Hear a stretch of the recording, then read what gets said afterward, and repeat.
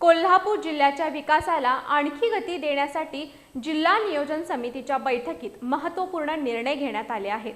पालकमंत्री प्रकाश आंबेडकर आणि सहपालकमंत्री माधुरी मिसाळ यांच्या अध्यक्षतेखाली झालेल्या बैठकीत आगामी आर्थिक वर्षासाठी तब्बल 825 कोटी रुपयांच्या विकास आराखड्याला मंजुरी देण्यात आली।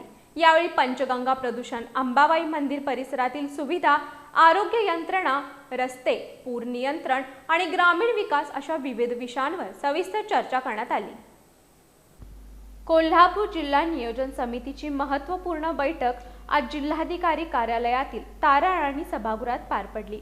पालकमंत्री प्रकाश आंबेडकर यांनी सर्व विभागांनी लोकाभिमुख आणि सकारात्मक दृष्टिकोनातून काम करत नाविन्यपूर्ण उपक्रम राबवावेत असं आवाहन केलं। मागील आर्थिक वर्षात जिल्हा नियोजन समितीनं मिळालेल्या 764 कोटी 62 लाख रुपयांच्या निधीचा 100% वापर केल्याची माहिती बैठकीत देण्यात आली। यामध्ये सर्वसाधारण योजना, अनुसूचित जाती उपाययोजना आणि आदिवासी उपाययोजना क्षेत्राबाहेरील निधीचा समावेश होता।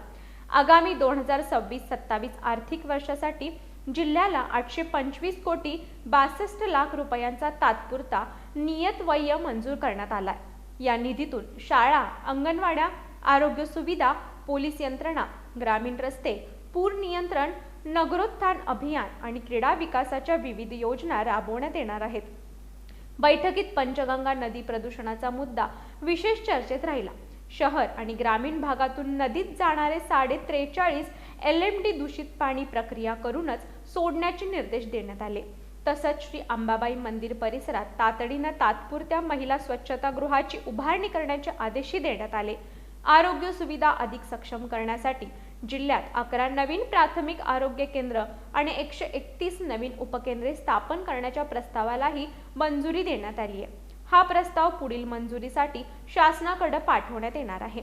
याशिवाय मिशन उत्कर्ष, स्मशानभूमी सुधारणा, भटक्या कुत्र्यांचं व्यवस्थापन, शाळा दुरुस्ती, IT पार्कसाठी जागा उपलब्धता आणि बिबट्यांच्या बंदोबस्तासह विविध विषयांवर बैठकीत चर्चा झाली। दरम्यान जिल्ह्यातील 5 प्रमुख देवस्थानांना क वर्ग यात्रा स्थळाचा दर्जा देण्यास मान्यता देण्यात आली असून यामुळे त्या परिसरातील विकास कामांना चालना मिळणार आहे।